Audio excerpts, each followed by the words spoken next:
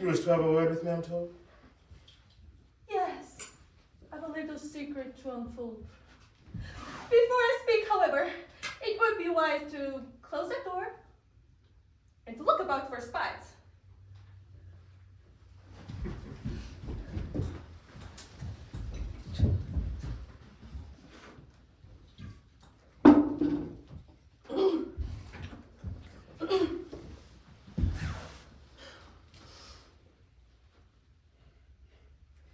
The very last thing that must happen now is the repetition of this morning's row.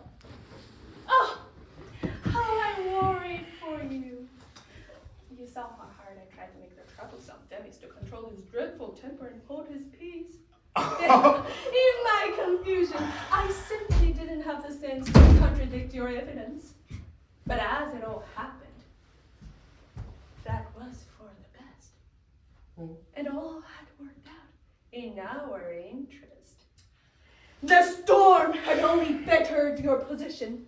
My husband doesn't have the least suspicion. And now, in mockery of those who do, he bids me be continually with you. And that is why, quite fearless of reproof, I now can be alone with my Tartuff. And why my heart, perhaps too quick to yield, feels free to let its passion be revealed.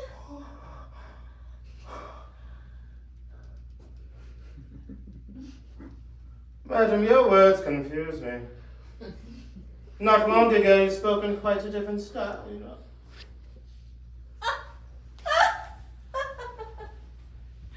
Sir, if that refusal made you smart, it's little that you know of a woman's heart, or what that heart is trying to convey when you resist in such a feeble way.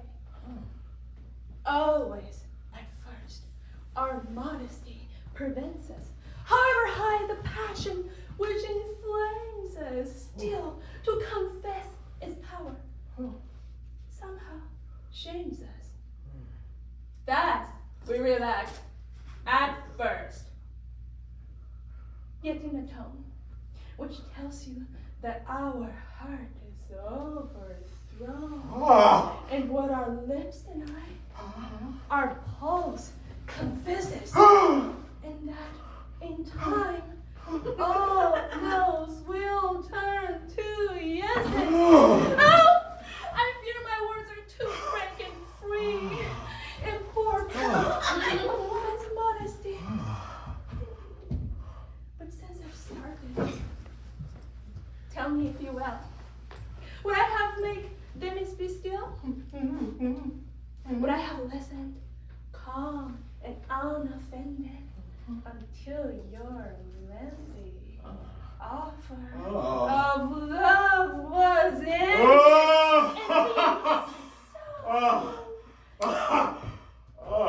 Very mild in my reaction, had your sweet words not given me satisfaction.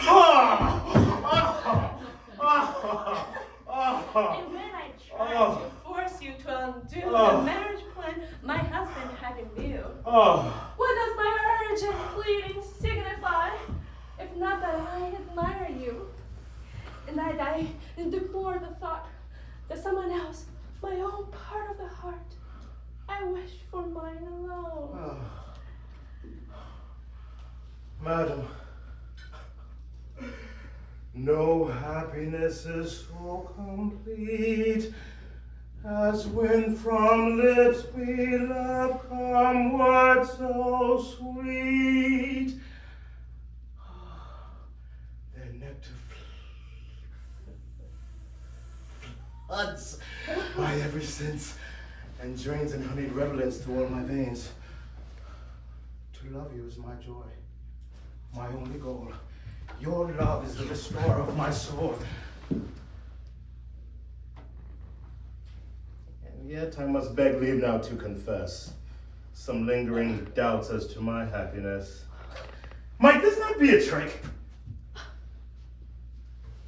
Might not be the cast that you wish me to break off the match with Marianne, and so I feign to love me? I shan't quite trust your fond opinion of me until the feelings you've expressed so sweetly may be demonstrated somewhat more concretely. And you have shown by certain kind concessions that I may put my faith in your professions.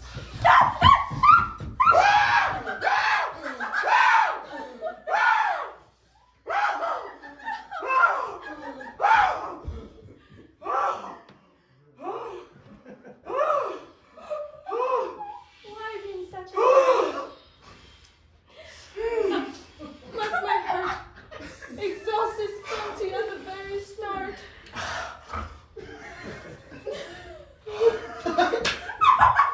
Make that sweet admission cost me dear. Why you will not be content? You would appear.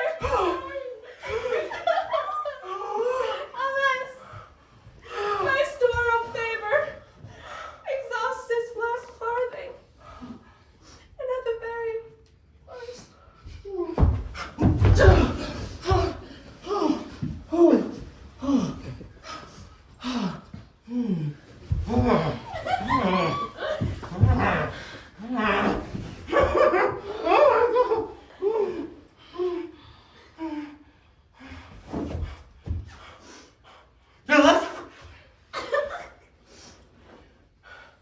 The less we merit, the less we dare to hope.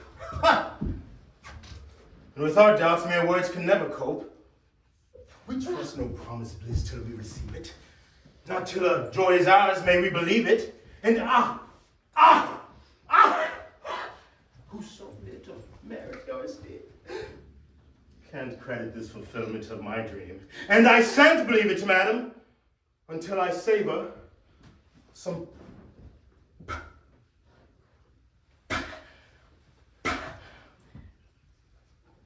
palpable shorts of your favor. How tyrannical your love can be! How it flusters, it perplexes me. How fearlessly you take one's love in hand and make every wish of yours a fierce command. Come, must you hunger carry me to death? Will you not give me time to catch my breath? Can it be right to force me with such strength? Give me no quarter, show me no remorse. Take advantage with your stern insistence of my confidence, which weakens my resistance.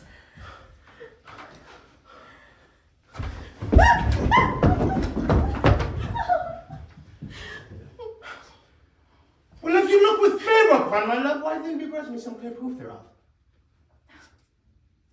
How can I consent without offense to heaven, towards which you have such a reverence? Okay. If heaven is all that holds you back, don't worry. I can remove that hindrance in a hurry.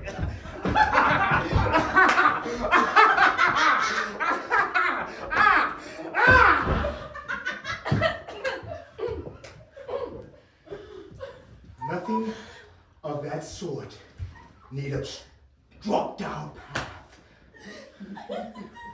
Must one not be afraid of heaven's wrath? Madam!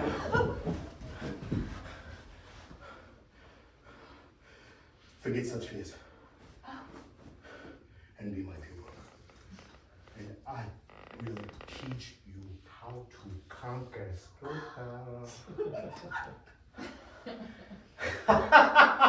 It's true. Some joys are wrong in heaven's eyes, but heaven is not averse to compromise.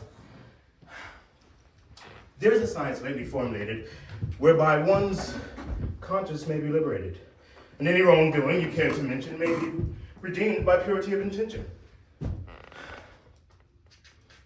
I'll teach you, madam, the secrets of that science. Meanwhile, just place on me your full lines. Assuage my keen desires, and fear no dread. And the sin of any shall be on my head.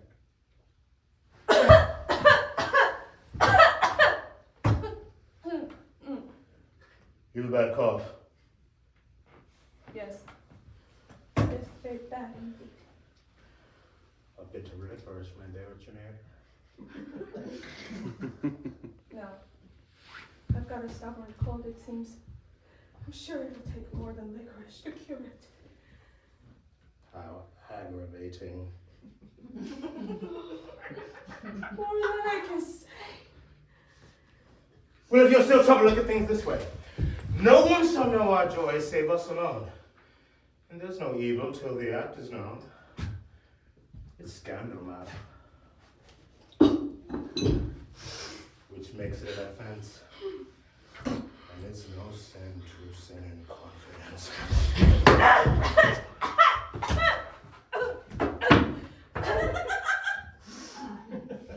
Well, clearly, I must do as you require.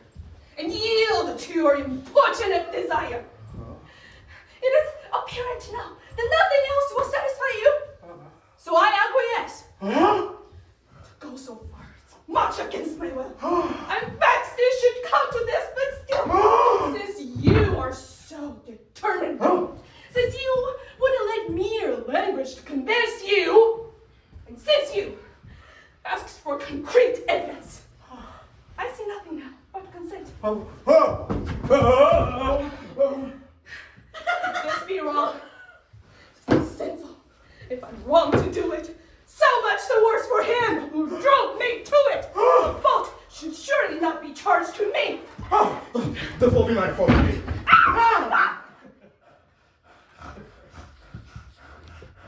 Open the door and look out.